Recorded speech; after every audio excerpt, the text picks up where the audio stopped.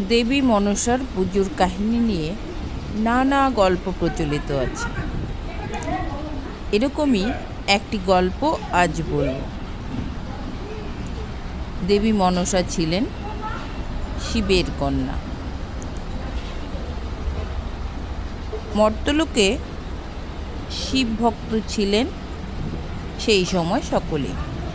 দেবী মনসার পুজো কেউ করতেন না। এই নিয়ে তার দেবীত্বের প্রশ্ন উঠল। তখন শিব বললেন, তুমি যদি আমার কোনো ভক্তকে রাজি করাতে পারো তোমার পুজোতে, তবেই মর্তে তোমার পূজা প্রচার করা হবে। চম্পকনগরে থাকতেন চাঁদ সদাগর। দেবী মনসা তাকেই নির্বাচন করলেন। ছলে বলে কৌশলে নানা চেষ্টা করে ব্যর্থ হলেন। নানা রকম ক্ষতি করবার চেষ্টা করলেন, কিছুতেই তিনি পারলেন না। কারণ চাঁদ সদাগর শিবের একটি বিশেষ মন্ত্র জানতেন।